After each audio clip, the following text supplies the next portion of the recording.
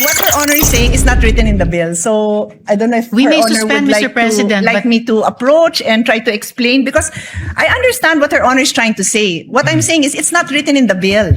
Mr. You President, can we ask may your suspend. staff because it's not written in the bill. We may suspend, Mr. President, but it is actually written in the bill, and I was Kindly read quoting it. the gentle lady Kindly read it when I into the responded to her record. question. Then read it into the record, because yung binanggit niyong 5 items, nandyan nakasulat yan.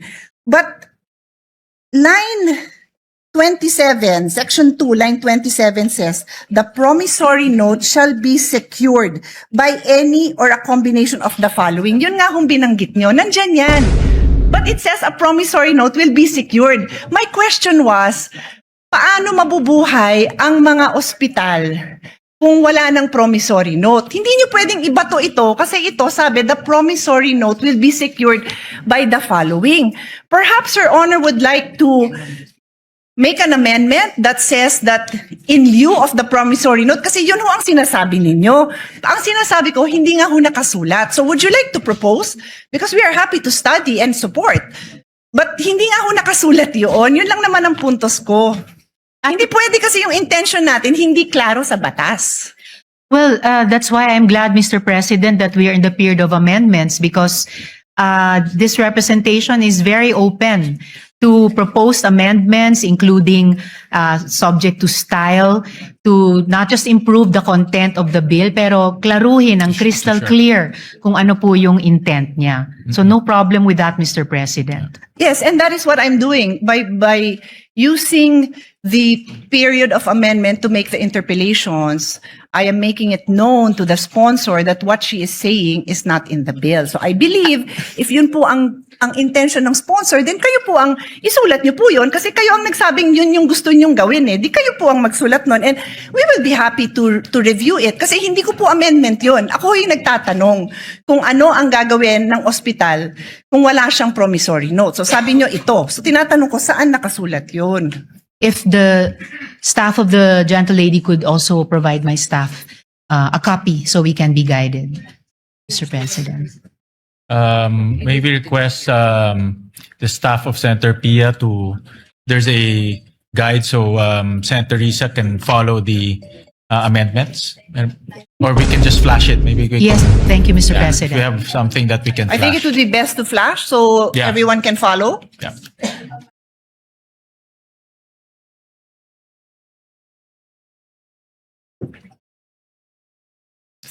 Session suspended. Thank you, Mr. Actually, Mr. President, these are very simple, straightforward amendments. So we don't have a ready copy to share, but I can read, in the interest of moving it along, I can read the amendments and Her Honor can check it. If there's any issue with it later on, then in the same way that we reopen, Her Honor can check. Because honestly, they're very straightforward. They're just principles which knowing how we all have a common interest in supporting the strengthening the work of the barangay health workers. I really don't foresee that there's anything controversial. Again, happy to present, but I don't have it in a form that is presentable right now. So because I'm reading, I don't read a script. I look at the bill and then I read my amendments. That's all I There, have. it's already There, okay. flashed. So maybe as we go line by line, there will be time to prepare it. Okay. Thank you, Mr. President. That would have been fine. And in fact, yes, I have that copy already also po. And as I said earlier, yung unang pinropose na amendment ng gentle lady, it already sounded okay. But this is even more helpful now to have this matrix. Salamat po, Mr. President. Go ahead. has this been What does accepted? the sponsor say? So to The amendment. to the first proposed amendment, Mr. President, in section 2. Accepted, Mr. President. Any objection? Hearing none, amendment is approved.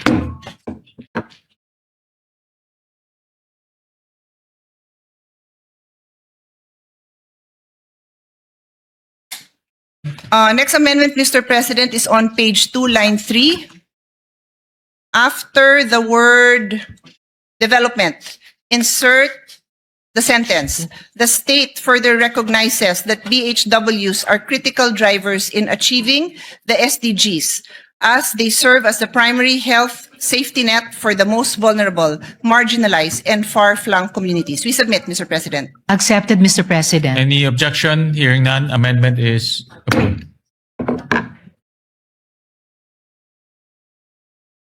Six.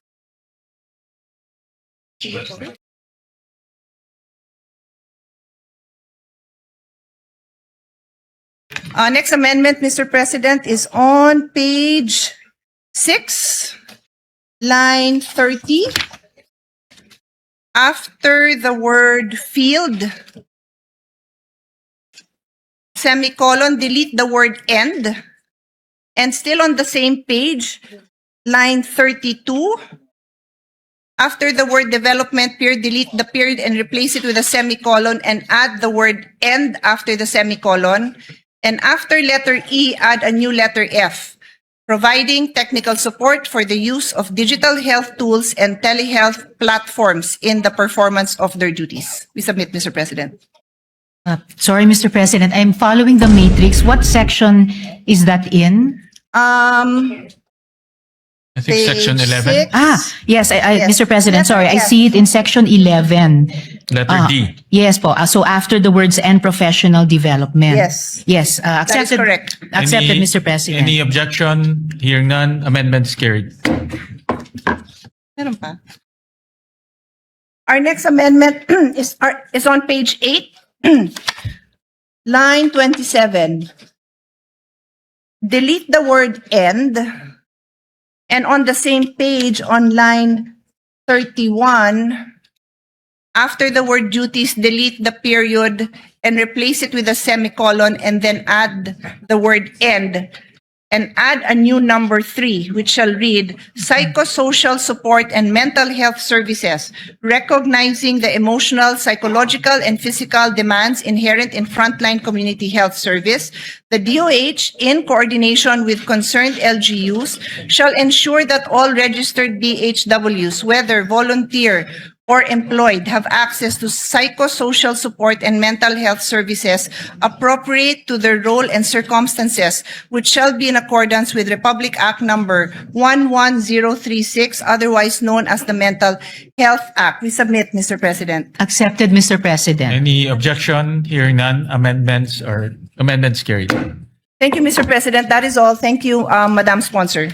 Thank you, gentlelady, and thank you, Mr. President. Thank you to Senator Pia, and I've worked with Senator Pia in many education bills.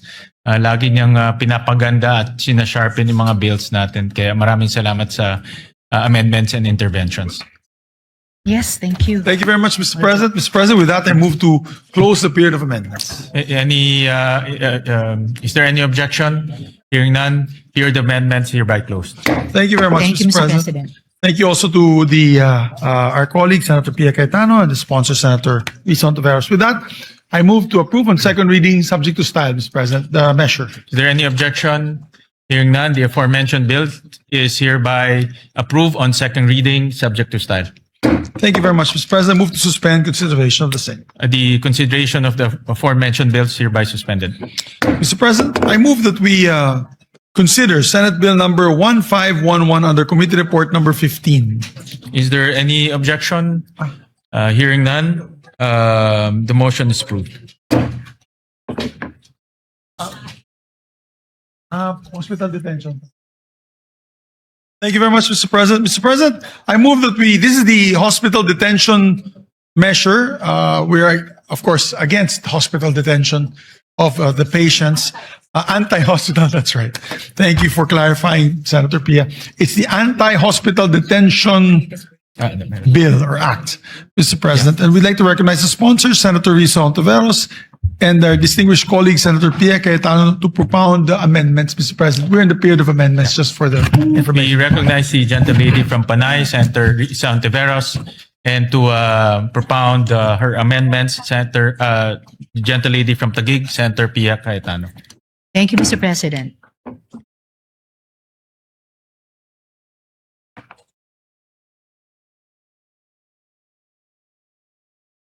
Thank you, Mr. President. For the information of the body and to remind the sponsor, when we were in the period of interpellation, this representation agreed that we close the period of interpellation on the condition that we would be able to propound questions during the period of amendment to help us formulate the proper amendments and to also enlighten the body on the issues, because for the record, this bill amends the law that this representation sponsored 15 years ago. So I also congratulated the sponsor during my first amendment that the first time I made amendments that it is high time that we review this. So I'm supportive of this, but I just need to be able to propound these clarificatory questions, because I hope the body will engage with us, because I think it requires a whole of body approach in solving this issue. Because the next issue I'm going to take up might have a very big impact on the financial constraints of government. So if with her honor's permission, can I proceed? Yes, Mr. President. So we will start now on section 2, which is, Just to put everyone on the same page, we provided a clean copy to the body dated May 19. no? So, Yes, Mr. President. so that will be the base bill that we'll be referring to.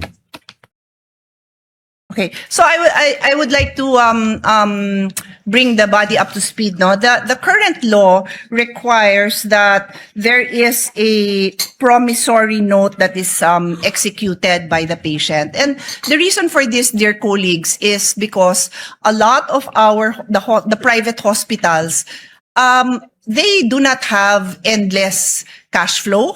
They are also running a business. Karamihan po niyan mga single proprietary owners na mga doktor mismo, and they also have to pay for their staff, for their lab technicians, for they have to cover all the investments they made, the purchases of their equipment, etc. So the reason that the law requires a promissory note, kasi hindi naman din kayang saluhin ng mga private hospitals yung yung hospital bill ng mga pasyente. Sino magbabayad, di ba? I mean, common sense po sa lahat ng kahit sari-sari store ka, kahit anong negosyo mo, at some point somebody has to pay the bills. So ang law natin as it stands may promissory note, but the proposed amendment of the sponsor is provided that no promissory note shall be required of indigent patients who have been endorsed by the Medical Social Services Office of the hospital, medical clinic, or any similar facility to the Department of Social Welfare and Development. Provided further that those patients who are partially recovered shall sign a waiver undertaking that they are assuming the risk of the consequences for requesting for discharge despite having not fully recovered. So ang question po natin sa sponsor natin, magkano po ang impact nito sa ating private hospitals na wala ng promissory note? Magkano ba ang normal? Her honor can answer in any way she would like based on the data that she has. Ilan ba ang indigent patients natin na pumapasok sa DOH hospitals? Because for now, pag DOH hospital, sabi ng DOH at ng PhilHealth, wala nang babayaran. Yun ang zero Zero balance billing. ZBB. Zero, I was gonna say zero sum, parang iba namang concept yun. Zero balance billing, ZBB. So yan ang DOH hospitals. And then, na-cover na ba yung LGU hospitals? Hindi pa. Okay. So yung question natin, when this was first brought up, I think we were deliberating the budget. Alam ni Senate President yan kasi siya yung chairman ng ating Committee on Finance. Yung question is, paano naman yung mga LGU hospitals? Kasi if you are a patient, you do not even distinguish between a DOH hospital and an LGU hospital. Basta you will go to a hospital that is near you and that can take care of you. So hirap na hirap yung mga mayor na masabi sa pasyente na, ay hindi ka namin covered kasi hindi kami DOH. LGU din pasyente, ha? They do not understand that distinction because in their mind, this is a public hospital. Sabi, ZBB. So later on, nag-clarify ang DOH DOH hospitals lang. And then now, my understanding is they are piloting some LG hospitals. I might have some numbers. I will also be happy to share what I have, but I believe it is incumbent upon the sponsor who is now proposing na wala ng promissory note kasi sino ang sasagot nito? Ang concern ko is we are partners, public and private institutions are partners in delivering health service in this country. So we do not want to see these private hospitals shut down because wala na hong magbabayad ng kanilang mga bills. I don't know if there are arrangements that have been made already prior to the passage of this bill to ensure that these private hospitals will be paid. Because even the LGU hospitals, nandun pa lang tayo sa dry run or ang tawag doon? Pilot testing. So I give the floor to Her Honor to enlighten us because I would love to be able to support the needs of the indigent patients, but I also don't want the private hospitals to close. Thank you, Mr. President. Of course, I also share that particular concern of the gentle lady from Taguigan Pateros. As to her first question, kung magkano lahat-lahat ang magiging financial implications sa mga ospital kung maipasa natin itong batas na ito. Unfortunately, there's no concrete data of the universe of that amount, but at the very least, pwede nating sabihin na variable yung fees, no? The fees range from as low as 50,000 pesos to 1 million pesos per patient. Depende sa kaso. Then of course, we would need to multiply that to come up with the range, multiply that with yung pangalawang tanong ng gentle lady kung ilan lahat yung mga indigent patients ang hindi nakakasettle ng bills nila under the current system. And before I go to ano yung kapalit ng current system proposed in this bill, I would just like to note, Mr. President, na because of this concern being raised by the gentle lady, kaya alam ko rin po na Senator Joel will also propose amendments in terms of transparency of billing and charges dahil sa cost variability na ito. Alright, then dako na po ako, Mr. President, sa kung hindi na magpapatuloy yung kasalukuyang promissory note system, ano naman ang kahit papaanong mga garantya o reassurance sa mga ospital na they will be eventually paid. The bill proposes at least 5 which may be used either singly or in combination with each other. So the promissory note or yung katumbas ng promissory note shall be secured by any or a combination of the following: a mortgage over real or personal property of the patient, a relative, or a co-maker. B, a guarantee of a co-maker who shall be jointly and severally liable.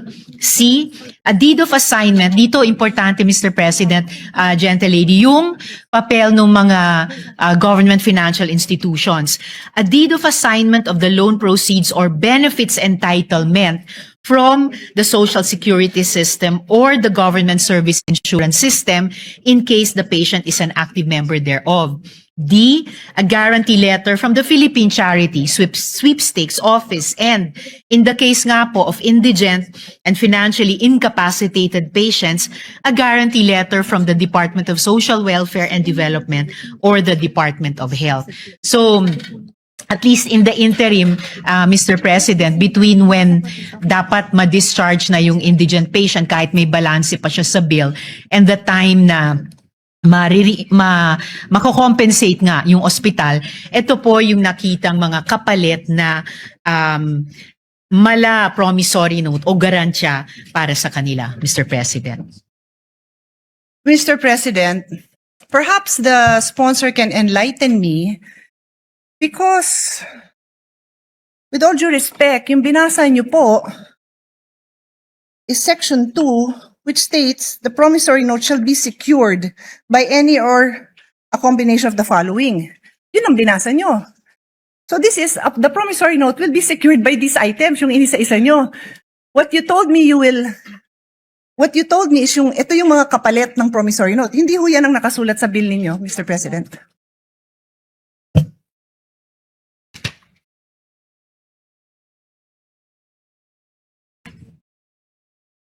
No, Mr. President, it will be a different system.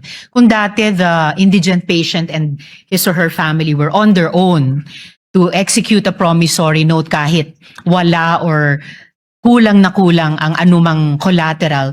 Here, there is a promissory note in their name but backed up not by them all by their lonesome, pero itong mga social protection and government financial institutions natin.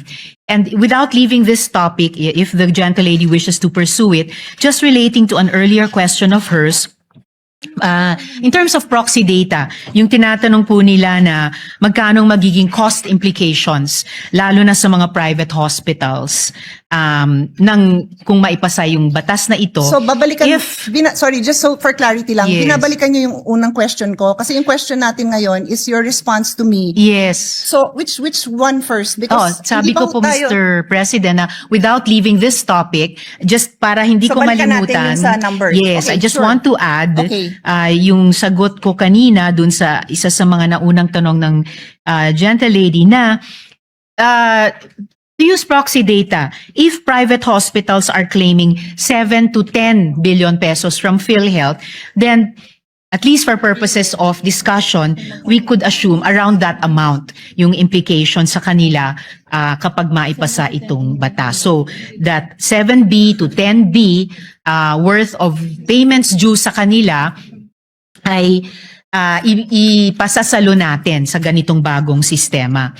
And then, again, mindful of can the... I comment on that one? Yes, kasi Mr. otherwise, either I'll comment on this now or Yes. ililista ko lang kasi It's all right, Mr. President. sige. So The gentle lady may her proceed. honor's theory is that based on the claim of private hospitals to PhilHealth, and her honor said it is 7 to 10 billion, yan yung ina-assume ng ating sponsor na amount that is needed to cover indigent patients. Yes, Mr. President. Saan mo nanggaling yung figure na yon? From PhilHealth, Mr. President, with this What is the aggregated... what is the exact line item for that? Because I've sponsored the budget of PhilHealth and maraming hinihingi ang PhilHealth. So hindi ko kayang tanggapin na yan necessarily ang pang-indigent because the record also shows napakaraming indigent patients who don't bother going to the hospital because alam nilang wala silang pangbayad. So this is probably the bill for lower middle class or middle class patients who cannot even cover the bill. Hindi pa yata ito yung sa indigent. So we have to be clear if we are going to mention numbers that this definitely covers the sector that we are referring to. Yun lang naman yung reason kung bakit nagtatanong ako ng numbers kasi nakakatakot magpasa ng batas na to at batas ko to at gusto ko naman talaga siyang pagandahin na hindi tayo clear sa figures natin, Mr. President. Yes, Mr. President, I'm just pulling up the disaggregated data for which we came up with this proxy data of a range of 7 to 10 billion pesos. And I will be giving that to the gentle lady during this interpellation or this period of amendments. Additionally, Mr. President, before returning to the latest concern of the gentle lady, mindful of the apprehensions and reservations raised by the good senator from Taguig and Pateros regarding the possible cost implications to government, the sponsor wishes to place on record that the provision is anchored on the availability of medical assistance programs of various government agencies as provided under this bill na binanggit ko nga, Mr. President, as well as, of course, the continued implementation of the government's zero balance and no balance billing policies. And in line with this, the sponsor is likewise inclined to accept the proposed amendment of the good senator from Taguig when she proposes it, requiring the Department of Health to establish the criteria for indigency and the requirements necessary to qualify for the said exemption at a later time, Mr. President.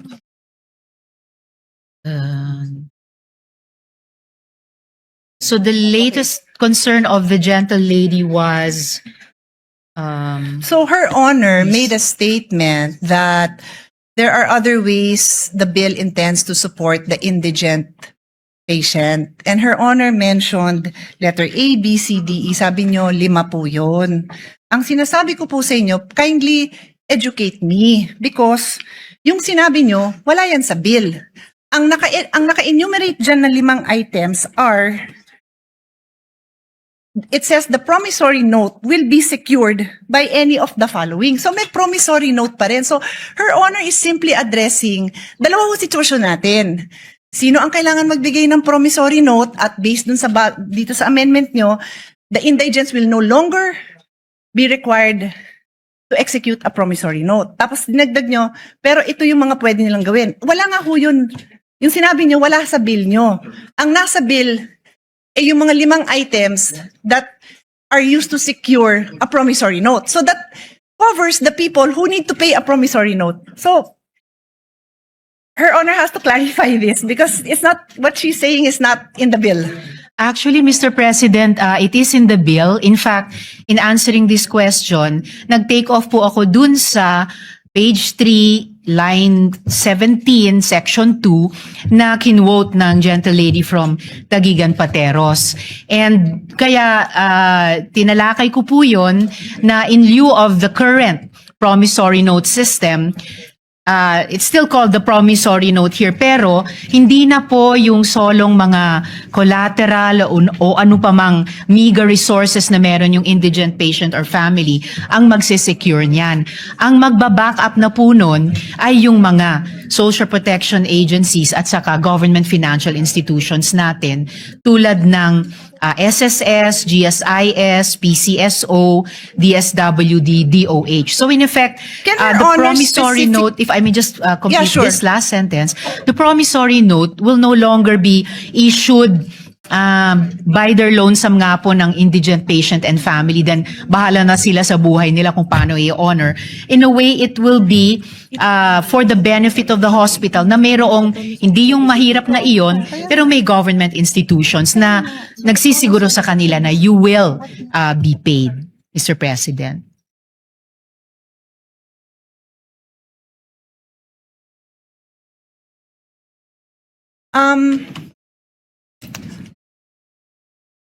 Should we suspend? Because what Her Honor is saying is not written in the bill. So I don't know if We Her may Honor suspend, would Mr. President, like but- me to approach and try to explain because I understand what Her Honor is trying to say. What I'm saying is it's not written in the bill.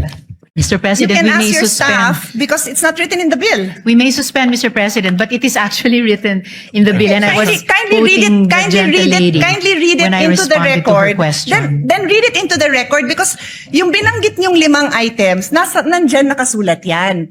But line 27, section 2, line 27 says, the promissory note shall be secured by any or a combination of the following. Yun nga kung binanggit nyo, nandyan yan. But it says a promissory note will be secured. My question was, paano mabubuhay ang mga ospital kung wala ng promissory note? Hindi nyo pwedeng ibato ito kasi ito sabi, the promissory note will be secured by the following.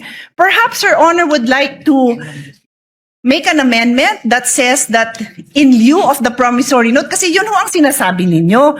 Ang sinasabi ko, hindi nga ho nakasulat. So would you like to propose? Because we are happy to study and support.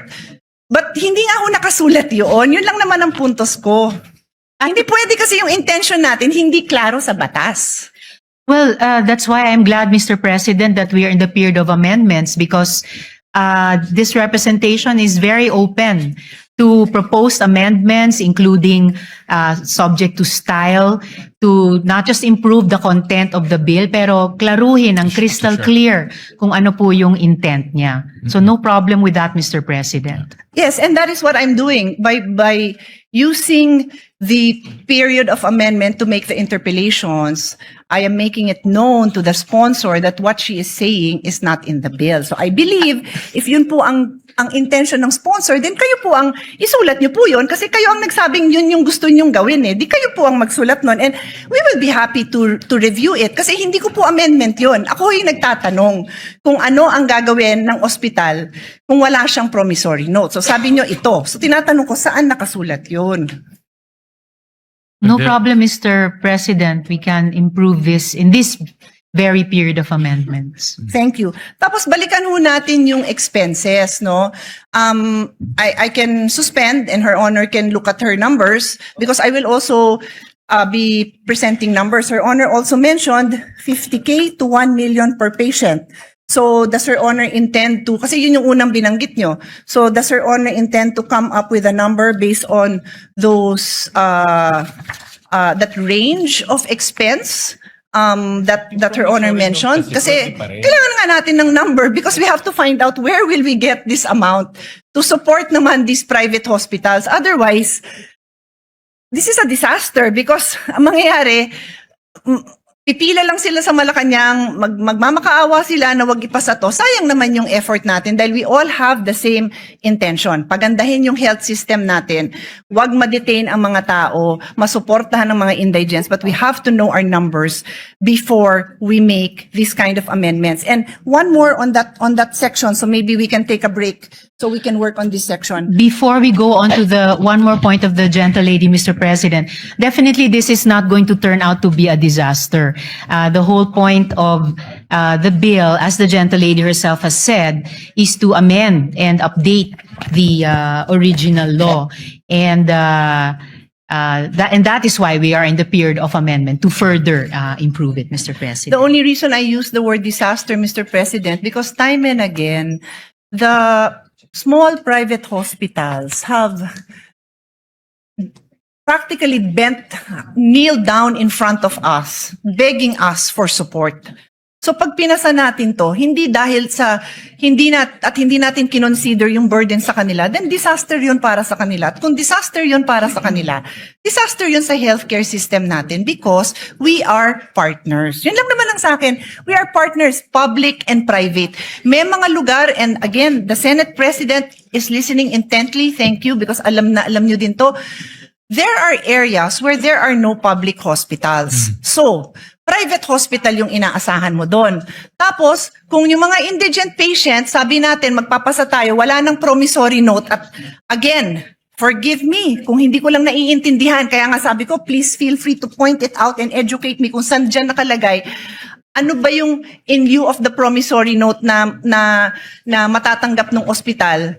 Kasi, kung wala, mababaon sila sa utang, magsasara sila. And that threat has happened many times. Alam ni Senate President yan.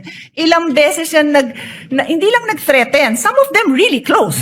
During the pandemic, they closed because PhilHealth was not fast enough to reimburse them for the expenses that they incurred during the time. Marami hong nagsara. So I'm just banking on experience to ensure that what we pass is a responsible response to this issue. So before I leave section 2, ang idadagdag ko is, did Her Honor take up during the hearings this possible amendment na lahat ng indigent patients wala ng promissory note? Na-take up po ba yan sa hearing so that you would be able to hear the concerns of the different sectors, including the small private hospitals, the small clinic owners, yung mga lying-in clinic. Maliit lang ang singil niya na pag nanganak ha, I'll try to pull out that number. It's not a huge amount because it's just a lying-in clinic, overnight pag nanganak. So pag indigent, the amendment now is lahat ng indigent patients wala nang babayaran. Wala nang promissory note. Sorry, to be clear, wala nang promissory note. So, was this taken up during the hearing so that marinig natin yung side nila? No, Mr. President, it wasn't taken up to have no promissory notes. The change, Mr. President, was that, as I mentioned earlier, hindi na po mag-isang mag-i-issue ng promissory note ang mahirap, kahit sapilitang magkakabit siya ng kakarampot na nga na pagmamayari niya bilang di umanong collateral. Ang magbaback up na po ng promissory note, which is now more a document for the benefit of the hospital, ay ito nga pong mga social protection at saka government financial institutions na binanggit ko po kanina. So, ang ibig niyo, Mr. so two President. things I want to establish. Number one, hindi niyo nga na-take up yan, pero ang impact nito napakalaki sa private hospitals. Wala silang chance na marinig ang side nila kasi hindi yan na-take up during the hearing. Ang sa akin naman po, I understand, no? May liberty naman po tayo mga parliamentarians na ma-take up sa floor ang mga iba-ibang amendment. Naintindihan ko naman po yun. Pero pag napakabigat nung impact, it's either na-take up yan sa hearing or bibigyan natin sila ng time na mabigay din nila yung position nila dito kasi sobrang laki talaga ng impact sa kanila. Please give me the number. There are 864 private hospitals spread out all over the country. And like I said, there are certain areas where there are no public hospitals. So ang tatakbuhan lang ng tao, private hospitals. So kung hindi sila narinig sa hearing, sana man lang marinig din natin yung position nila on this issue. And before, as I said, I leave section 2. Your Honor if keeps... the gentle lady would allow, Of before course. we move to another No, I'm not leaving yet. point. I have another point on section 2. If I may just respond to this latest point. I did not say po na hindi inimbita ang mga private hospitals. We did invite them to the hearing, and as far as we can remember, they had no opposition to changing the promissory note system, and in large part changing it by backing it up, hindi sa collateral ng mga mahihirap na, kundi yung guarantee at financial capacity ng mga government financial institutions at saka social protection agencies. Ang sinabi ko pong hindi ay hindi natalakay ang isang no promissory note system. But did we invite the private hospitals? We did po, Mr. President. Yes, thank you for clarifying that. Maganda namang clarification yon kasi magandang napapakita naman natin na naimbita naman. Pero yung topic na yan, hindi na pag-usapan. And if Her Honor, again, may clarify, ano ho ba yung version ng bill na natalakay doon? Yung no promissory note sa indigent patient, sabi ng ating sponsor, hindi natalakay. How about yung no promissory note to senior indigent patients? Natalakay yata yon. Tama ho ba ako? Yes, Mr. President, tinalakay po para Okay. sa senior citizens. So ang pagkakaintindi po natin, and again, correct me if my understanding is wrong, ang na-bring up at ang alam ng mga nag-attend ng hearing is that i-consider yung no promissory note sa senior indigent patient. Kaya lang, pagdating na sa committee report, naging indigent patients lahat na. Kaya nga pati yung example ko na maternity lying in clinic, kasama na rin po dyan. Ang laki rin ho ng tama nila. When I said 800 plus hospitals,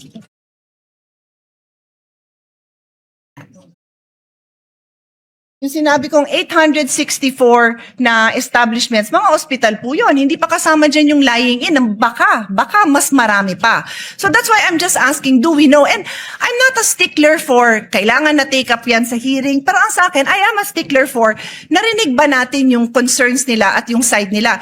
If merong mag-advocate for them here, that's okay. If the sponsor has information that can assure us that protected din naman yung interest nila, that hindi naman sila mababankrupt, open naman din po tayo doon. That's the only reason I bring it up, Mr. President.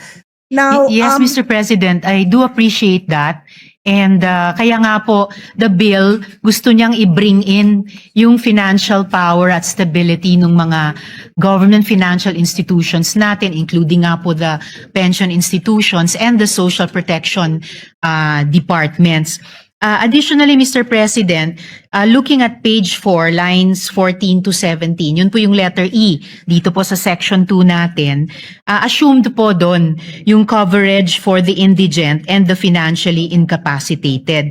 Kasi nga po nakalagay dito, in lieu of a promissory note, a guarantee or a reference letter from DOH or DSWD ang mag-assume. So, as the gentle lady and I were starting to discuss earlier, we can, in this period of amendments, clarify the wordings to assume that promissory equals guarantee. So, a promissory note is a guarantee note of these agencies and institutions of government.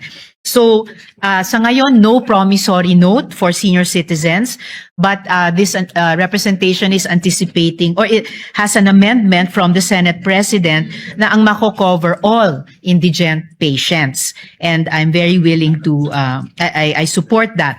So, the amendment po, yung covering all indigent, I would accept. And that is also why, Mr. President, we are accepting, again, to reiterate, we are accepting the proposed amendment of the gentle lady for DOH to put eligibility criteria in recognition of her concern. And in fact, I already accepted that, Mr. President, last month, for the record.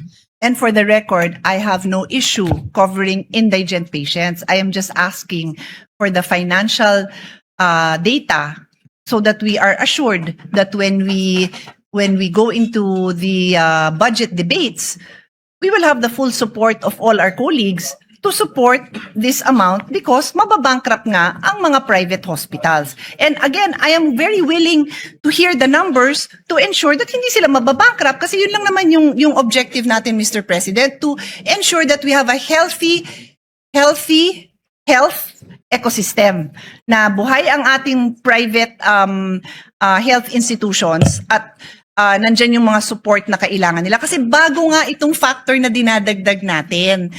It's new. It's new. It does not exist now.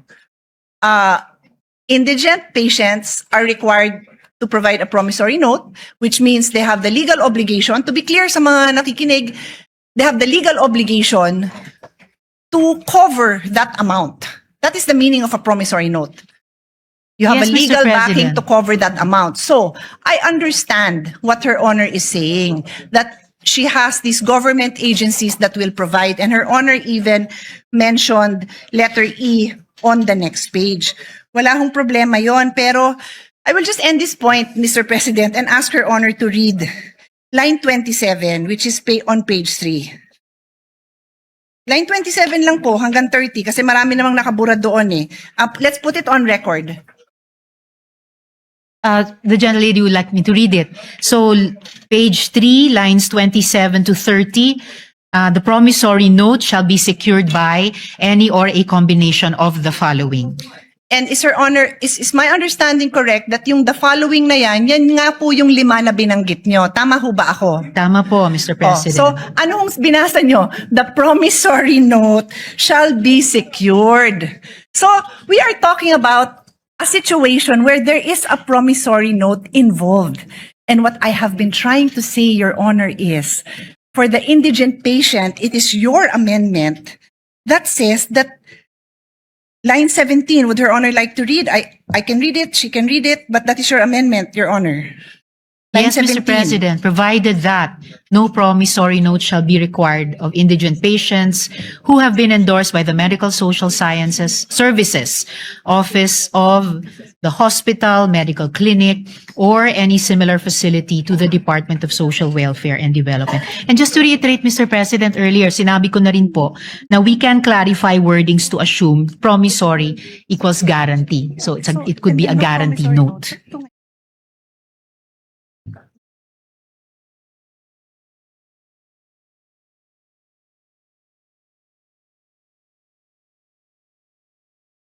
Tsaka wala rin naman pong changes sa Yes. Mr. President, assuming sa budget allocation dahil nasa loob naman ng DOH at DSWD budgets yung MAIFIP at AIX respectively nila. Yun po yung intent din sa bill na to. Mr. President, Your Honor just read line 17, no promissory note shall be required of indigent patients. So paano sila mag-a-avail nung nasa line 27 nga na binasa nyo? Yun nga yung provision that requires a promissory note. It simply elaborates what can be, what security is allowed. Yun lang yung pinopoint out natin. Kasi Her Honor keeps on pointing to the alternatives to a promissory note. Wala nga hong nakasulat sa batas nyo na ganon because Section 27, which you just read, Her Honor just read into the record, refers to the security of a promissory note. That's So why, you Mr. might require President, another provision, Your Honor. I am just trying to put into words your intentions kasi kayo ho ang may intention na ito eh. although Mr. President, as I already mentioned earlier, yung in terms of yung wording, yung language ng bill, pwede na nga pong palitan yung promissory note with guarantee note just to indicate nga na hindi na po ito yung kasalukuyan, hindi nga dating kasalukuyang sistema na sapilitang pinapapirma yung mahirap na pasyente o pamilya niya ng promissory note. Kahit halos wala siyang maidikit na collateral dyan. So if it makes it clearer, change promissory note to guarantee note. And of course, kung saan sa bill nag-a-appear yung salitang promissory, papalitan din ng salitang guarantee note. Ang importanteng pagbabago, Mr. President, ay pinapasok na po natin yung financial backing nitong mga pension systems at nitong mga government agencies, nitong mga government financial institutions, na ito yung magsaspare dun sa mahirap na pasyente at pamilya niya na sapilitang magpirma ng promissory note. Ito rin yung assurance sa ospital, pati yung mga private hospitals na definitely mababayaran sila. Kung tama po yung estimation po namin na 7 to 10 billion pesos ang financial implication, particularly sa mga private hospitals. Certainly, pag sinuma natin yung financial might nitong nakalista sa 5 letters dito, kakayanin po nilang garantiyahan yan. And yan ang assurance na mababayaran ang mga ospital sa mga serbisyong ibinibigay nila sa mga indigents, Mr. President. With the kind permission of Senator Pia, the way I understand it, dalawa po yung categories, may indigent and non-indigent. Ang indigent, hindi na po pwede mag-issue ng promissory note. Dito papasok si DSWD para to assure the payment to the hospitals. For non-indigent, pwede pa rin mag-issue ng promissory note backed by the 5 different guarantees. So, in Maaari other po, words, Mr. That is President. I think correct. that's the way That it's is structured. correct. But So, that is correct. Yeah. So I think ang suggestion ko ho is to make it very clear that for indigent, it's the government that will assure the payment to the hospital so that yung Yes. operations nila, I see the point of Senator Pia, hindi ma-hamper yung operations nila. I think that should be stated clear in the bill. Para kung ako man si hospital, walang promissory note, si government na will step in and pay for my arrears. Yes, Mr. President, and will do to make it clearer. Pero salamat din sa pagbanggit kahit yung mga non-indigent, halimbawa yung mga middle class. Minsan, kahit middle class po ay maaring kapusin. So, this could be like a range of financial buffer para sa mga pasyente. Yung mga indigent talaga, at least masasandigan nila itong mga institusyon, and yung non-indigent, if necessary at kung magkakwalipika sa mga criteria, maaring mag-avail of din kahit partially. Pero syempre, alam naman po natin ang pinakamadalas na de-detain dahil may bill or may balanse pa sa bill ay yung mga mahihirap. So sila po yung aasahan sana natin dito sa 5 nakalista. Yeah, well, I suggest for the indigent, good sponsor, malista natin yung DSWD, DOH, PhilHealth, even PCSO, yung mga government institutions who provide assistance so that kung ako yung hospital, alam ko, assured din ako na mababayaran din ako. Yun ang, I think Senator Pia is correct in saying, pag maliit ka, wala ka ng, you rely on your cash flow eh. Pag mawawala yung cash flow na yun, mahirapan sila to continue with their operation. And we'll provide some suggestions to that effect. Salamat, Mr. President. So ngayon pa lang, I could see 2 possible conditions na isasama natin or criteria. Kapag indigent patients, no promissory note. And for other patients, maaring may promissory note pero backed up pa rin by the 5 securities bilang guarantee sa hospital. And I thank the good Senate President for those that additional guidance. Mr. President, we could suspend for the moment so that we can fix the provision with the staffs, both of the good gentlewoman and the Senate President. Yeah. With that, Yes. Yeah. But what thank you for that. Thank you for the clarification, Mr. Senate President, because that's exactly what I was trying to say. all right. I was just pointing that out, that it is not clear where that money will come from. And what we have not established is what is that amount. because I am prepared later on when we resume to show that the amount I have is much more than, I think Her Honor said 7 to 10 billion, if I'm not 5 to mistaken. 7 billion pesos. 5 to 7. The Mr. numbers I President. have are much bigger. I just want to study it a little bit more because it's not my goal to prolong this. I also want to Not pass 7 this. to 10, Pero sorry. I want to be responsible about this. Otherwise, I will have to make a reservation in the passage of this measure because when the budget time comes, or even before that comes, mark my word, pipila ang ating mga private hospitals to object to the passing of this. And we don't want that. No, we want them to know that it's a Senate that listens to the people and passes responsible bills. Thank you, Mr. President, for your clarification. Just correct my last note, Mr. President. 7 nga po, 7 to 10 billion pesos. My numbers are Thank you, much Mr. higher, Mr. President. President. Session suspended.